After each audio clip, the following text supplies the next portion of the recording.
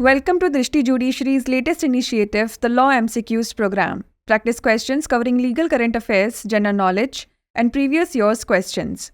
Let's begin today's session. Which of the following sections of the Bharatiya Nagarik Suraksha Sanhita 2023 deals with the power to summon material witness or examined person present? Section 348, Section 311, Section 228 or Section 346? भारतीय नागरिक सुरक्षा संहिता 2023 की निम्नलिखित में से कौन सी धारा गवाह को बुलाने या उपस्थित व्यक्ति की जांच करने की शक्ति से संबंधित है?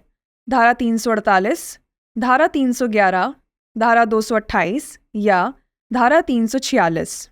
The correct answer is option A, section 348. इसका सही उत्तर है ऑप्शन ए, धारा 348. Section 311 of CRPC deals with the power to summon material witness or examined person present, whereas the same provisions has been covered under Section 348 of Bharatiya Nagarik Suraksha Sanhita 2023.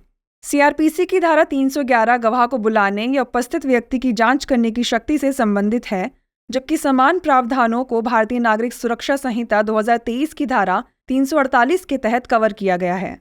Next question is Nothing in Section 91 of the Criminal Procedure Code 1973 shall be deemed to affect Section 123 of the Indian Evidence Act 1872, Section 124 of the Indian Evidence Act 1872, Section 113 of the Indian Evidence Act 1872 or both A and B. आपराधिक प्रक्रिया संहिता 1973 की धारा 91 की कोई भी बात प्रभावित करने वाली नहीं मानी जाएगी. इन पर भारतीय साक्ष्य अधिनियम 1872 की धारा 123, भारतीय साक्ष्य अधिनियम 1872 की धारा 124, भारतीय साक्ष्य अधिनियम 1872 की धारा 113 या दोनों ए और B? The correct answer is option D, both A and B. इसका सही उत्तर है ऑप्शन डी, दोनों ए और B. Section 91 of the Criminal Procedure Code 1973 deals with a summons to produce document or other thing. Nothing in this section shall be deemed to affect Sections 123 and 124 of the Indian Evidence Act 1872 or the Bankers Books Evidence Act 1891 or to apply to a letter, postcard, telegram or other document or any parcel or thing in the custody of the Postal or Telegraph Authority. आपराधिक प्रक्रिया संहिता 1973 की धारा 91 दस्तावेज या अन्य चीज पेश करने के लिए समन से संबंधित है. इस धारा का इन पर प्रभाव नहीं पड़ेगा. भारतीय साक्ष्य अधिनियम 1872 की धारा 123 और 124 पर या बैंकर्स बुक साक्ष्य अधिनियम 1891 प्रभावित करने के लिए.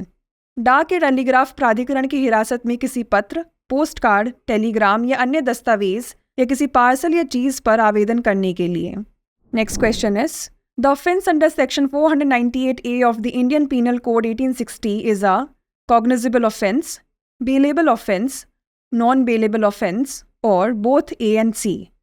भारतीय दंड संहिता 1860 की धारा 498A के तहत अपराध है संज्ञेय अपराध, जमानती अपराध, गैर जमानती अपराध या दोनों ए और C? The correct answer is option D, both A and C. इसका सही उत्तर है ऑप्शन डी, दोनों ए और सी. Section 498A of the Indian Penal Code 1860 was introduced in the year 1983 to protect married women from being subjected to cruelty by the husband or his relatives. The offence under this section is a cognizable and non-bailable offence.